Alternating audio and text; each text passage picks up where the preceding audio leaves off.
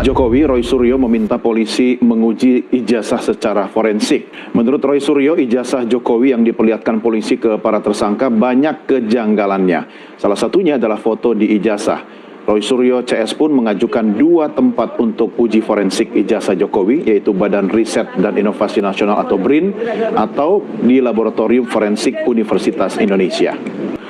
Mari sama-sama kita berdialog dengan pihak yang meminta dilakukan uji forensik secara independen. Roy Suryo sudah berada bersama saya di studio, dan juga kami mengundang salah seorang relawan Jokowi, yaitu Ketua Umum Rampai Nusantara, Mardiansyah Semar. Sebelumnya saya sampaikan pemirsa, kami juga sudah berusaha untuk menghubungi Polda Metro Jaya, namun hingga saat dialog ini akan saya mulai, Kabid Humas dan Kasubdit Penmas tidak bisa hadir untuk mengikuti diskusi kita malam hari ini. Mas Roy, apa kabar? Alhamdulillah, baik. Apa kabar Pak Mardi? Ya. Baik. Sehat ya? Sehat. Mas Roy, apa meneh iki Mas? Loh, bukan apa meneh. Memang kalau fakta itu makin dibongkar, itu kayak kota Pandora. Jadi makin ketahuan belangnya, makin ketahuan, lama-lama kebusukannya semua keluar. Tahu-tahu nanti di dalamnya ada Medusa. Medusa tuh cewek berkepala ular gitu. Jadi makin muncul. Anda nggak percaya sama institusi kepolisian kita? Kita harus percaya sebenarnya. Tapi kalau kemudian hasil apa yang sudah dilakukannya oleh lapor itu ternyata di luar akal sehat, di luar nalar kita, ya kita kaget. Orang seawam kayak Rustam Effendi saja, begitu lihat fotonya langsung, fotonya kok cakep kali gitu, kok bagus banget, tajam banget. Saya begitu lihat foto juga langsung, nggak mungkin Mas, foto itu foto yang sudah dicetak 40 tahun yang lalu. Mas Doni, mohon maaf, kita tahulah, kita dulu sama-sama di Jogja. 40 tahun yang lalu, studio foto di Jogja itu sangat-sangat terbatas dan mahal. Ya kan, ada Huasin, ada Likong, ada Star, ada Duta Arta. Zaman saya udah Duta dan Arta. Lah iya itu, sebelumnya Huasin, Likong mungkin sudah nggak ada. Tapi artinya mahasiswa pun jarang ke sana. Iya, karena mahalnya bukan. Nah, makanya di UGM tuh banyak banget bertebarannya namanya kios-kios afdruk yang di pinggir jalan, pakai lampu petromak. Apa bedanya dengan studio foto yang profesional? Kalau di sana keluar cetakannya, tapi itu nggak lebih dari 10-15 tahun biasanya sudah memudar. Itu kan mata telanjang Anda yang melihat, dan Anda protes tidak bisa dipegang, diterawang kayak uang gitu kan. Jadi kan sama kayak gini gitu loh. Tapi ketika mata telanjang Anda melihat dan Anda bisa dengan yakin bicara, emang Mas Roy itu sudah memiliki kemampuan forensik secara mata telanjang begitu? Ya alhamdulillah Mas, kalau dikatakan lebih dari 30 tahun saya udah mendunia itu nih Mas.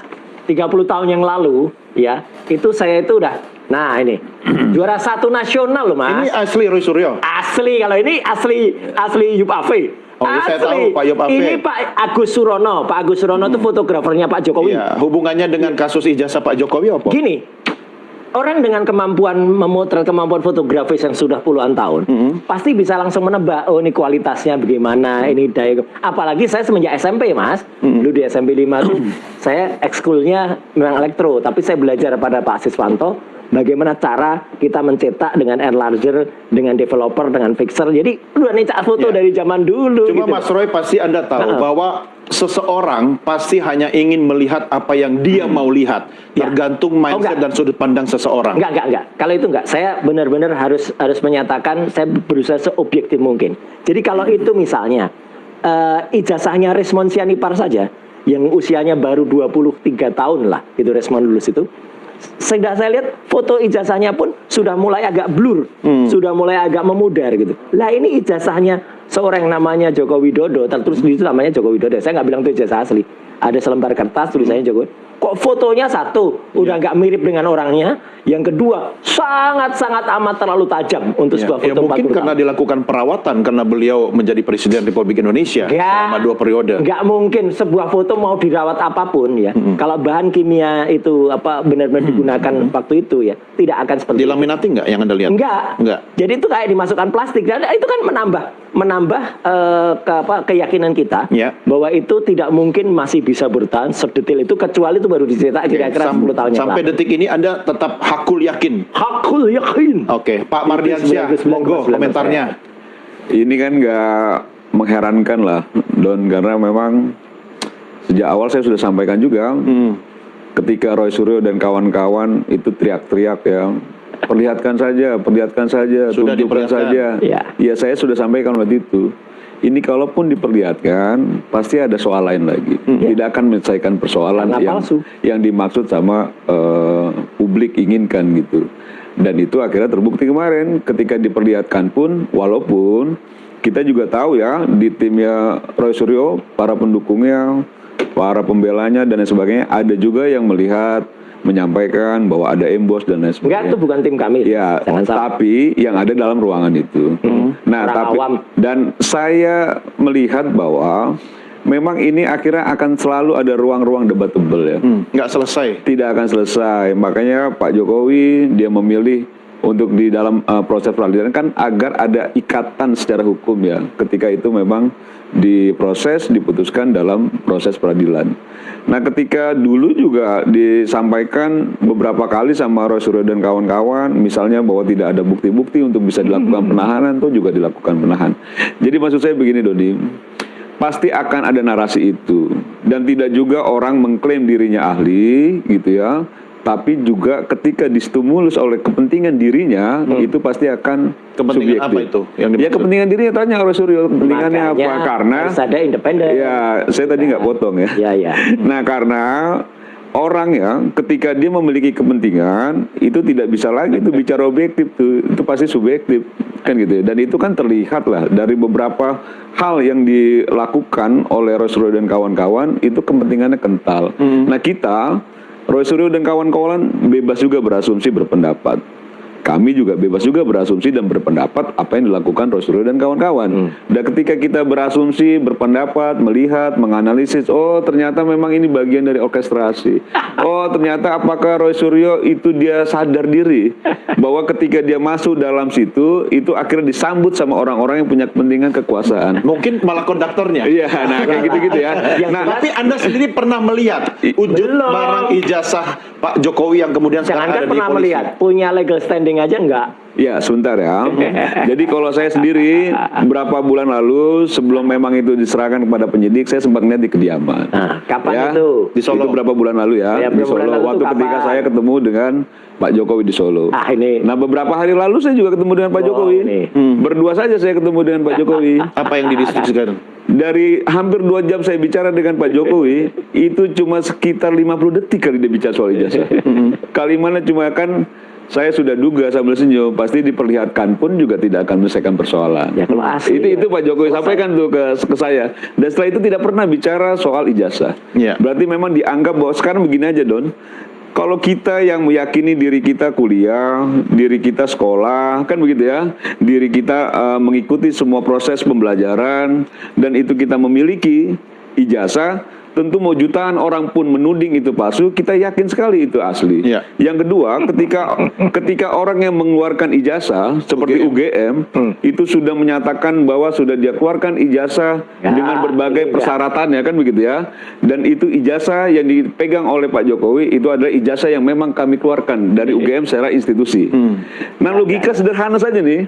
Ketika Pak Jokowi Salah, di tahun 80-an lalu gitu ya, dia memegang ijazah dari UGM setelah selesai kuliah, dia pegang itu ijazah, terus untuk apa dia palsukan lagi ijazah S1-nya kalau sudah ada wujud ijazahnya? Kecuali memang dia tidak memiliki ijazah gitu loh. Kecuali memang UGM menyatakan kami tidak Logikanya pernah Sri Mulat. mengeluarkan ijazah Pak Joko Widodo misalnya.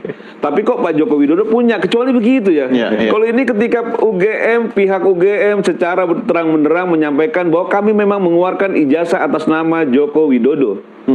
Dan ketika dia sudah punya ijazahnya, logika sederhananya secara akal sehat, untuk apa lagi memasukkan? Wujudnya sudah ada. Kecuali kalau memang tidak ada wujudnya. Nah, ini yang menurut saya publik pun pasti sudah sehat akalnya. Pasti secara rasional kita tahu bahwa yang dilakukan Roy Suryo dan kawan-kawan adalah membangun opini publik. Enggak, ini fakta. Dan itu ya terserah saya kan ketika saya Maksudnya berasumsi kan gitu ya. siapa di belakangnya Roy Suryo Nah, dan itu. Ya, Nanti saya jawab semua ini. kalau misalnya bicara soal siapa di belakangnya, banyak potensi orang-orang yang ikut dalam genderang ini. ngaco lagi kalau ini. Kan begitu maksudnya ya? orang yang sakit hati dengan Jokowi. Mungkin orang yang kalah dalam kontestasi, mungkin orang yang menginginkan kekuasaan, mungkin kan begitu ya. Karena Karena apa? logistiknya harus banyak itu tuh. Ya jelas. insinuasi itu. Dan semua orang yang sudah masuk pada pertarungan perebutan kekuasaan politik negara itu pasti punya logistik yang kuat kan? Itu pasti punya logistik. Meski Anda gini, sekarang sudah tersangka loh. Gini, satu ya, ini sih nggak imbang, nggak apple to apple. Satu, saya lulusan UGM, dia tidak. Satu, saya punya legal standing, dia tidak. Ya, satu, saya punya, insya Allah punya kemampuan mau fotografi, mau komputer grafis dan lain sebagainya. Dan kami udah lihat dia tidak, gitu ya. Dan kemudian 23 Juli itu ijazah itu kertas itu konon itu sudah disita oleh kepolisian. Konon, saya bilang konon. Tapi kan lucunya ada banyak yang bohong setelah itu kan. Siapa 24 Oktober misalnya orang namanya Judi Ari, ya sama Damanik itu katanya lihat asli gitu. Diperlihatkan ijazah aslinya. Oh 23 Juli sudah tuh satu. Yang kedua orang namanya Andi Aswan dengan bohong banget itu dengan Joshua Sinambela di salah satu TV tanggal 19, tanggal 26 November bohong mengatakan scan asli. Yang terakhir Jokowi sendiri dalam wawancara dalam sebuah salah satu TV mengatakan pada tanggal 6 Desember ijazahnya saya pegang. Gimana bisa pegang ijazahnya semenjak 23 Juli? Jadi artinya apa?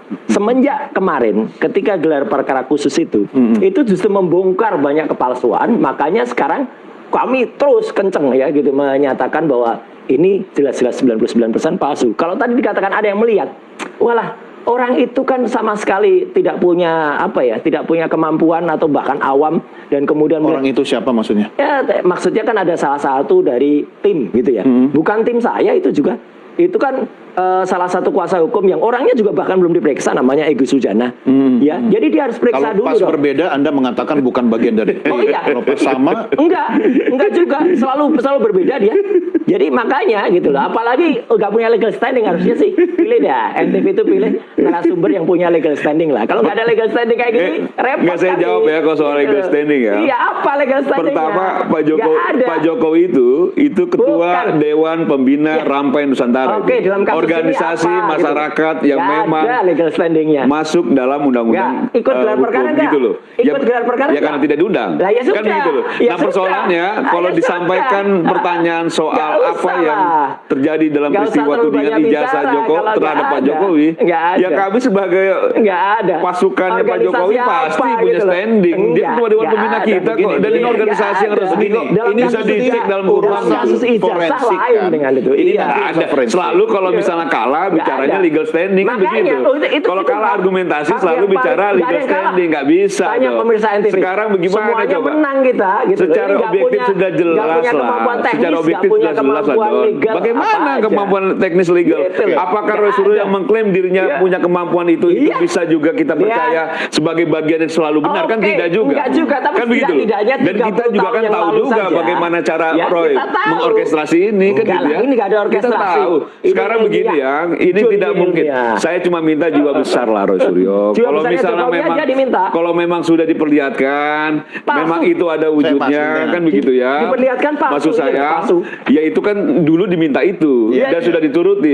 Sekarang ditantang-tantang. Kalau memang kan kita sudah pernah tahu Doni, bagaimana beberapa bulan lalu Roy Suryo dengan lantangnya menantang Pak Jokowi untuk melaporkan dan segala macam. Sekarang ramai lah di media sosial. Terus dijawab sama Pak Jokowi. Terus sekarang kamu jahat Pak Jokowi. Nah maksud saya itu yang menurut saya pasal kayak gini coba dilihat lagi lah jejak digitalnya ketika Roy Suryo dengan gagah beraninya menantang Pak Jokowi untuk melaporkan. Ketika dilaporkan dan ditemukan ada peluang pasal-pasal lain, dilaporkan juga pasal-pasal lain yang mungkin dulunya berpikir Roy Suryo pasalnya pasal yang hukumannya mungkin agak rendah. Ketika ditemukan oleh timnya Pak Jokowi ada juga pasal-pasal ini yang nanti dibuktikan dalam proses peradilan. Tapi setidaknya disangkakan kan. Sekarang setidaknya tersangka kan. Semuanya ngomong juga penonton ikut kasih mau dari mana gini kan. Coba saya berusaha untuk menengahi. Artinya begini. Kalau penontonnya duduknya tengah. Jangan. Ini soal settingan. Tuh kan lupa kan. Jadi begini. Kita kan sepakat menentukan semua hasilnya akan seperti apa melalui ranah hukum. Ya, betul. Ya, jadi kita bicara dari perspektif hukum. Betul. Nah, sekarang kan kepolisian sudah menyampaikan pendapatnya, ya kan? Nah, Mas Roy juga masih belum yakin karena harus tidak sesuai dengan keyakinan Anda dan teman-teman. Ini sesuai ilmiah. Oke, sekarang metodologi apa yang akan digunakan kalau itu harus dilakukan kemudian pemeriksaan secara forensik, ya kan? Makanya yang kami usulkan kemarin dan surat sudah kami masukkan adalah kami akan men-challenge ya lembaga forensik yang independen. Contohnya BRIN maksudnya? BRIN atau UI. UI. Misalnya